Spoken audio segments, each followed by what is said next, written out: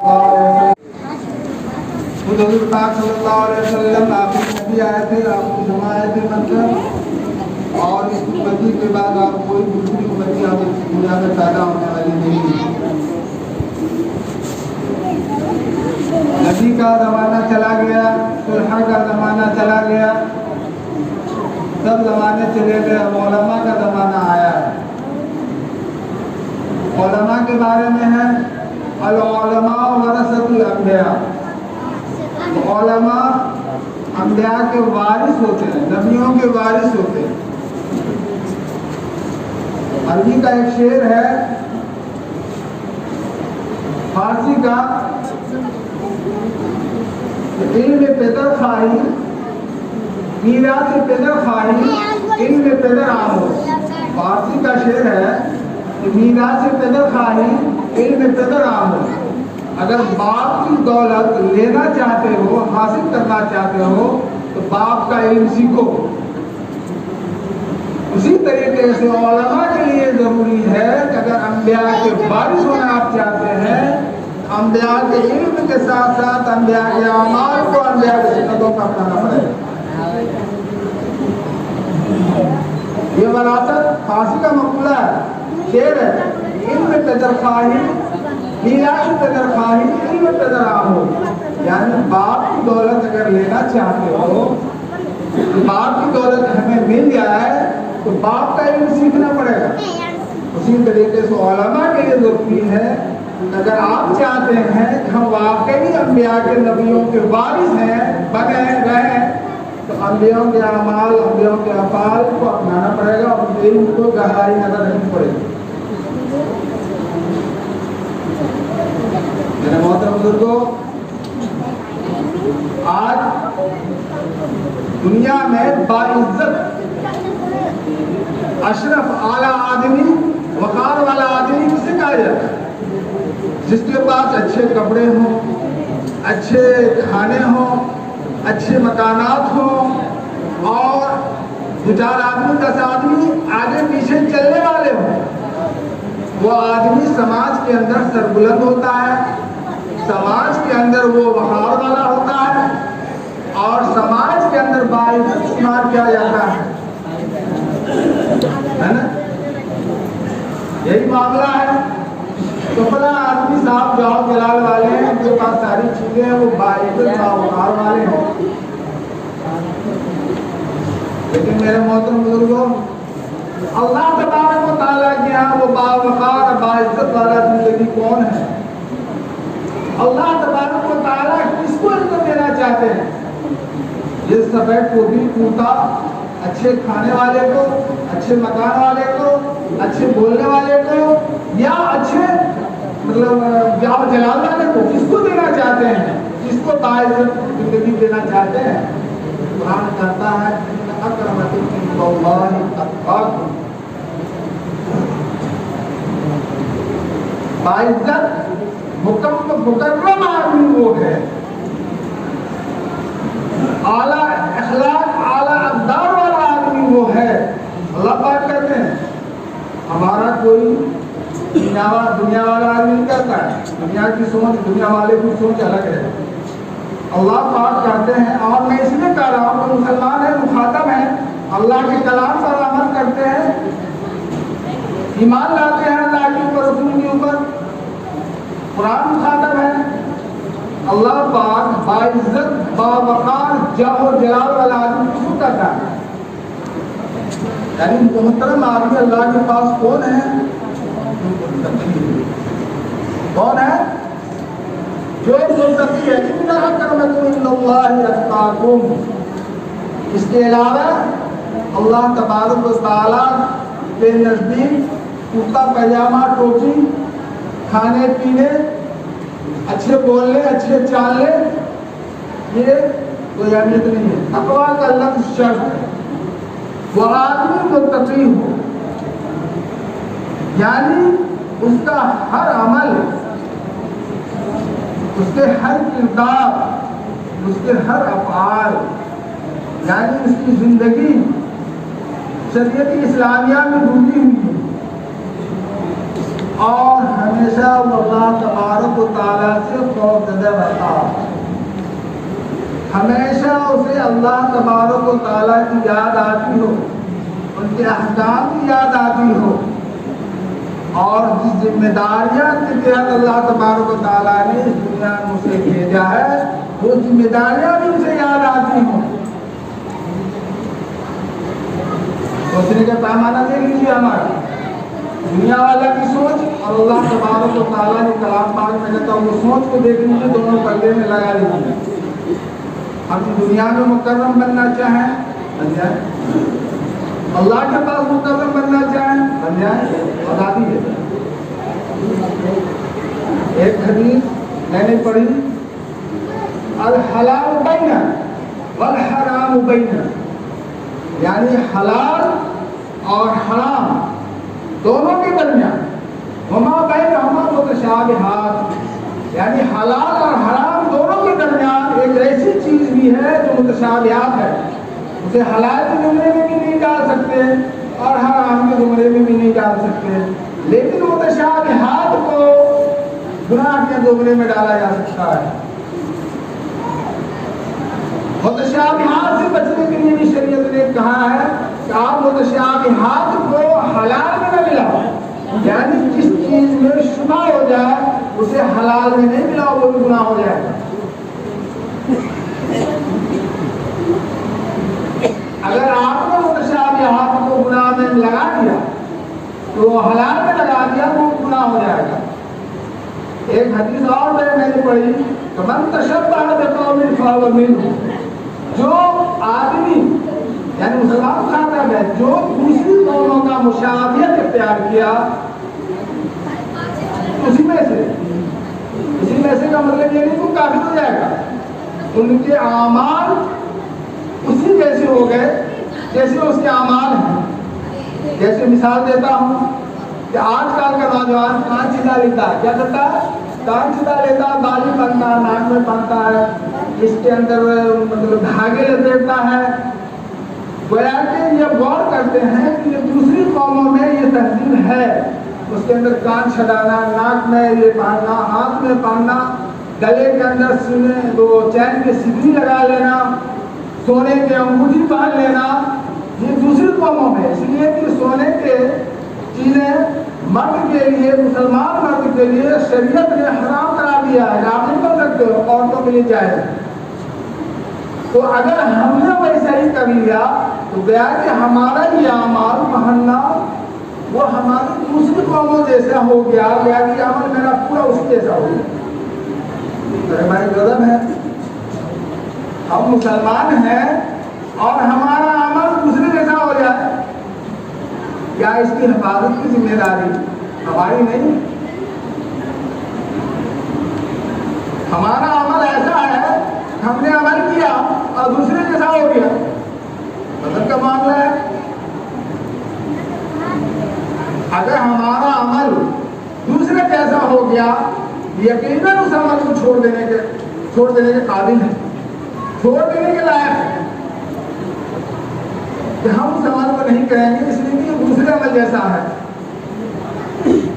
آپ سب جانتے ہیں کہ اللہ کے رسول نے فرمایا تھا کہ بھائی یوم عاشوراء یا رجب، یہ کیا کہتے ہیں شعبان کے روزے جو ہیں وہ ایک دن ہے، لیکن تم 2 دن لگا لیا کرو گے، کیوں؟ کہ دوسرے قوم کی مخالفت ہو جائے۔ اگر یہ ویسے ہی کرتے رہو گے تو جیسا وہ کہتا ہو ویسا تم کر رہے ہو، تو پھر اس میں اور تمہیں کوئی تمیز نہیں باقی رہے گی، اس لیے ایک اور بنا دو، وہ ایک کرتا ہم 2 کرنے لگیں گے۔ تو گویا کہ ہمارے درمیان اور اس کے درمیان ایک تدبیر ہو جائے گی اور ہم پہچانے جائیں گے اپنے عمل سے، وہ پہچانا جائے گا اپنے عمل سے۔ قرآن کریم میں ہے یا ایھا الذین آمنوا اطیعوا اللہ واطیعوا الرسول ولا تبطلوا اعمالکم، اے ایمان والو اللہ اور اس کے رسول کی اطاعت کرو، اور اپنے اعمال کو باطل نہ کرو، نیک اعمال کو باطل نہ کرو۔ میرے محترم بزرگوں، اس بات کو مجھے سمجھ میں نہیں آتی ہے کہ ہمارے نیک اعمال کیسے باطل ہو جائیں گے۔ ظاہر ہے اللہ تبارک و تعالیٰ نے نیک اعمال پر بہت بڑا اجر و ثواب کا وعدہ کیا ہے، لیکن ہمارے نیک اعمال باطل ہو جائے تو کیسے ہو سکتا ہے؟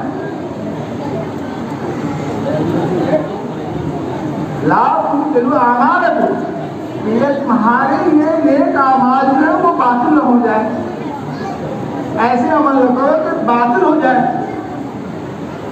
آپ سمجھیے کہ ہمارے نیک اعمال کیا ہے کہ نیک اعمال کرنے کے لیے ایک نیک اعمال کرنے کے لیے ایک نیک اعمال کی ضرورت پڑتی ہے۔ گویا کہ نیک اعمال کو کرنے کے لیے نیک عمل شرط ہے۔ آپ کیسے نماز پڑھنا چاہتے ہیں، نماز نیک اعمال ہے، فرض ہے، لیکن اس کو کرنے کے لیے آپ کو طاہر ہونا پڑے گا، باوضو ہونا پڑے گا۔ گویا کہ ایک نیک عمل کو کرنے کے لیے دوسرا نیک عمل شرط ہے۔ اگر وہ شرط آپ نے چھوڑ دیا اور کہہ دیا کہ میں نیک عمل کر رہا ہوں، نماز پڑھ رہا ہوں، کیا نماز ہوگی؟ اگر کوئی آدمی وضو نہ بناوے اور سیدھا آ جائے نماز پڑھنے کے لیے، کیا اس کی نماز ہوگی؟ نہیں ہوگی۔ پتہ چلا ایک نیک عمل کو آپ نے چھوڑا تو دوسرا نیک عمل بھی آپ کا باطل ہو گیا، وہ نیک عمل بھی نہیں چلے گا۔ میرے محترم بزرگوں، میں یہ کہنا چاہتا ہوں کہ ہمارے معاشرے میں اور ہمارے ماحول میں، مسلمانوں کی دین میں ماحول جو معاشرتی زندگی ہے، بہت سارے ایسے اعمال ہیں جس کو ہم نیک عمل سمجھ کر کرتے ہیں، در حقیقت وہ نیک عمل ہمارا باطل ہو جاتا ہے۔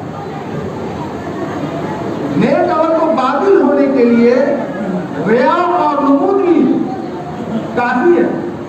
جہاں ہم نیک عمل کرتے ہیں، مسجد کو چلے ہم جمعہ کی نماز پڑھنے کے لیے، دل کے اندر ہے کہ ہم جمعہ کی نماز پڑھیں گے، اللہ کی عبادت کریں گے، اور جمعہ کا دن ہے، لیکن ہمارے اندر یہ ریا آ جائے کہ چلو کوئی ہے نہیں وہ دیکھے کہ ہم فلاں آدمی جا رہا ہے جمعہ کی نماز پڑھنے کے لیے، یہ ریا آیا، دکھاوا آیا، اور وہ تمہارا نیک عمل باطل ہو جائے گا۔ اس کے اوپر اجر ثواب کی امید لگانا بیوقوفی ہے۔ تو ہمارے یہاں کچھ نیک اعمال ایسے ہیں جو ہم اس کو نیک سمجھ کر کرتے ہیں۔ مثال دیتا ہوں کہ نکاح کرنا کیا ہے؟ سنت ہے، نیک اعمال ہیں، لیکن نکاح سے پہلے بھوج، یہ بھوج لفظ بھوج دعوت جس کو ہم لوگ کہہ لیتے ہیں، نکاح سے پہلے بھوج کا جو رواج ہے وہ ہماری شریعت میں تو نہیں ہے۔ ہم یہ نہیں کہتے کہ بھوج ناجائز ہے۔ ارے اس میں جو جانور ذبح کیے گئے ہیں، بسم اللہ اللہ اکبر کہہ کے ذبح کیے گئے ہیں، چاول بھی حلال مال سے خرید کر کے آئے ہیں، پکانے والا بھی مسلمان ہے، ساری چیزیں ہیں۔ دعوت ہم مسلمانوں کو کھلا رہے ہیں، اس پہ اجر و ثواب کی امید ہونی چاہیے نا، لیکن اس پہ اجر و ثواب کی کیسے ہم امید لگا سکتے ہیں؟ اس لیے کہ شریعت نے اس کا تصور ہی نہیں دیا۔ نیک عمل سے پہلے، نکاح سے پہلے بھوج کا کوئی تصور ہی نہیں دیا۔ تصور کیا دیا؟ نکاح کے بعد ولیمہ۔ کیا تصور دیا ہے؟ نکاح کے بعد ولیمہ کا تصور دیا۔ اگر ہم نکاح کے بعد ولیمہ کرتے ہیں، اجر و ثواب کی امید ہم رکھ لیتے ہیں، اللہ پاک ہمیں اجر و ثواب دے گا، لیکن اگر نکاح سے پہلے بھوج کر لیتے ہیں تو میرے خیال میں اجر و ثواب کی امید نہ لگائی جائے۔ اور بندہ مسلمان عمل کرے اور اس پہ اللہ کا اجر و ثواب نہ ملے، وہ سارا کا سارا پیسہ، ساری کی ساری محنت رائگاں ہو جائے، تو سب سے بڑا غربت تو مسلمان ہی ہے نا، نہیں ہے غربت، سب سے بڑا غربت مسلمان ہے۔ اسی طریقے سے اگر کوئی میت مر جاتا ہے، مرنا سب کو ہے، نہیں مرنا ہے سب کو، سب کو مرنا، کل نفس ذائقۃ الموت، یعنی ہر نفس کو موت کا مزہ چکھ لینا ہے، نفس کو جاندار کو۔ ساری دنیا فنا ہو جانے والی ہے، ختم ہو جانے والی ہے، صاف ہے۔ اب ظاہر بات ہے کہ مردے کے حقوق ہیں ہمارے اوپر، اسے تزیین و تکمیل کی جائے، اس کے جو اوپر قرض ہیں اسے ادا کیے جائیں، ان کے جو حقوق ہیں ان کو جلد جلد جلد جلد ادا کیے جائیں، اور مثال و ثواب کا بھی نظم کیا جائے، مثال و ثواب کا بھی نظم کیا جائے۔ الحمدللہ اب ہمارے معاشرے میں یہ چیزیں کم پائی جاتی ہیں، لیکن بہت پہلے بہت زیادہ پایا جاتا تھا، 4 10واں 20واں 26واں کیا کیا خدا جانے، لیکن اب کم ہو گیا ہے۔ شریعت نے یہ تصور ہی نہیں دیا، 10واں 20واں 26واں کا کوئی تصور نہیں دیا ہے، مثال ثواب کا تصور دیا ہے۔ اور مثال ثواب کوئی صرف کھانے ہی تک محدود نہیں رکھا، بلکہ وہ دسترخوان مثال ثواب کا بڑا وسیع۔ اگر صاحب ایک آدمی ہے جو مالدار ہے، وہ مجھے دنیا کو کھلا سکتا ہے، لیکن ایک آدمی ہے جو غریب ہے، تو خود کھانے پر محتاج ہے، تو کس کو کھلائے گا؟ وہ اپنے باپ ماں کو کیسے ثواب پہنچائے گا؟ شریعت نے اس کا بھی خیال رکھا ہے، گھبرانے کی ضرورت نہیں ہے، تمہارے باپ ماں کو بھی ثواب ملے گا۔ کچھ نہیں آتا، نماز پڑھ لو، تھوڑا تو سنت، دعا ہاتھ اٹھا کر دعا مانگ لو، اتنا ثواب میرے باپ ماں کو مل جائے گا۔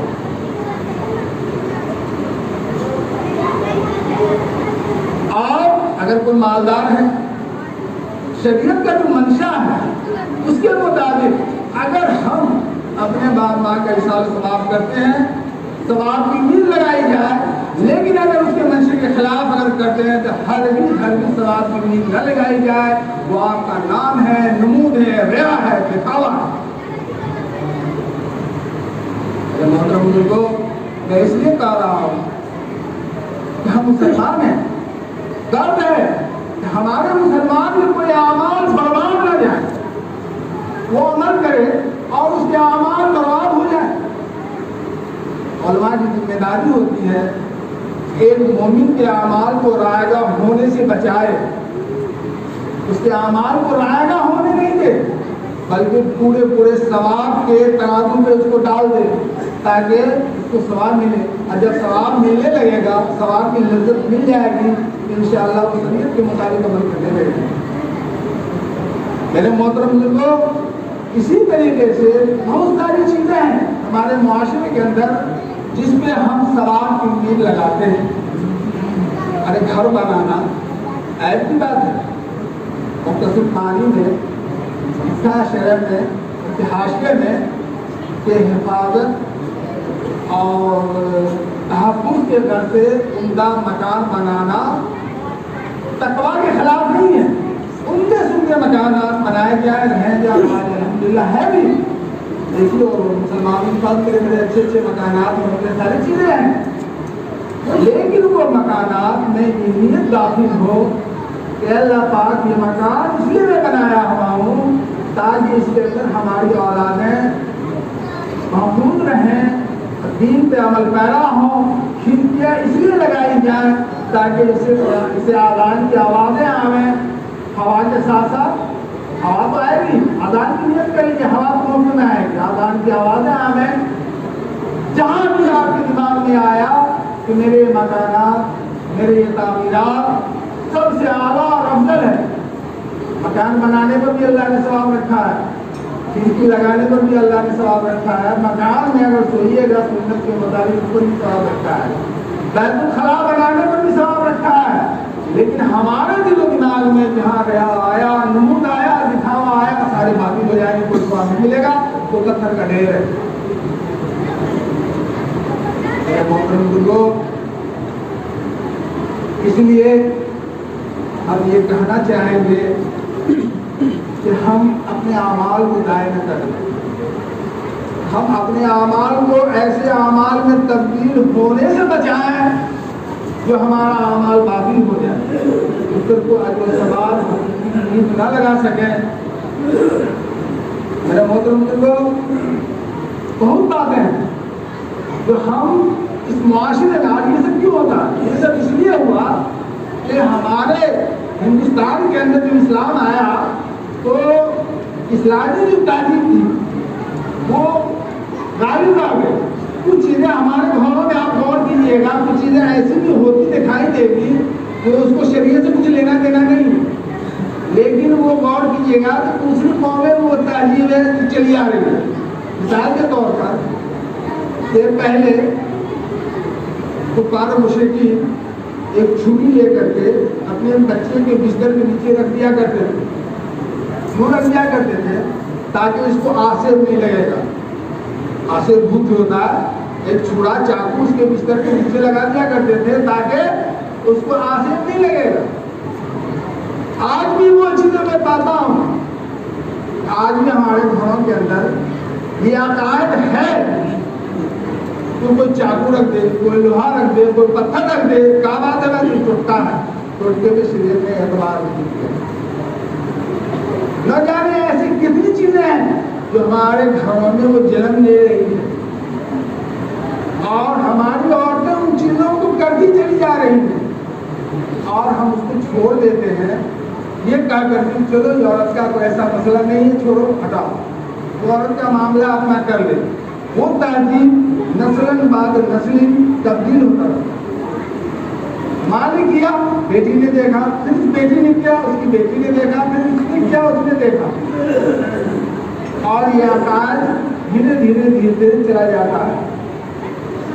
حیرت کی بات ہے، اتنے علماء بیان کرتے ہیں، اتنی باتیں سمجھاتے ہیں، لیکن اس کے باوجود وہ عقائد اتنا جڑ پکڑے ہوا ہے، ہم اس سے پیچھے ایک قدم ہٹنا نہیں چاہتے، ایک قدم پیچھے ہٹنا نہیں چاہتے. کیا ہے کہ بھائی ہمارا باپ دادا کیا تھا، یہ چیزیں فلاں چیزیں، ارے چھوڑو مولوی کا کام کہنا ہے کرتے رہے گا، یہ چیزیں ہمارے باپ دادا نہیں کہتے. ارے مولوی کا کام کہنا نہیں ہے، مولوی کی یہ ذمہ داری ہے مسلمانوں کے اعمال کی حفاظت کرے، اس لیے وہ کرتا ہے.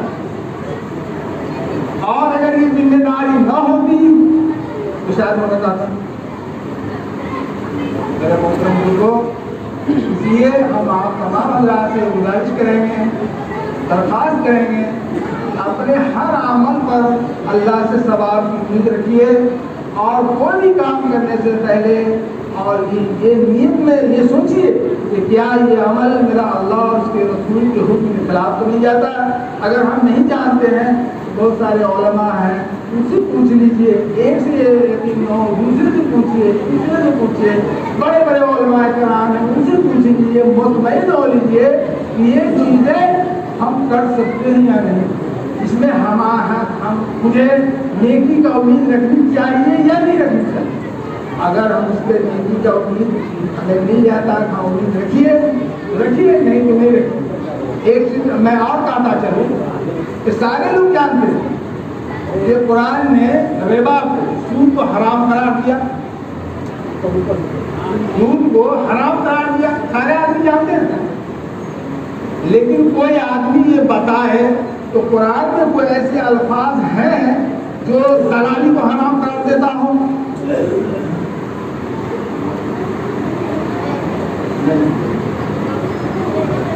رشوت کو حرام قرار دیا؟ میرے محترم بزرگوں، ایک تو سود ہے جو ہمارے اوپر 500 روپیہ کے بدلے اگر کوئی 510 روپیہ دے وہی سود ہو جاتا ہے. رشوت یعنی میرا جائز حق ہے، ایک چیز میرا جائز حق ہے لینے کا، وہ جائز حق کو لینے کے لیے جو آج کل ماحول ہے ہندوستان کے اندر، اس جائز حق کو لینے کے لیے ہمیں 500 روپئے خرچ کرنے پڑتے ہیں. جب ہم وہاں پہ 500 روپیہ دیتے ہیں تب مجھے وہ کوئی کام کر کے دیتا ہے، اسی کا نام ہے رشوت.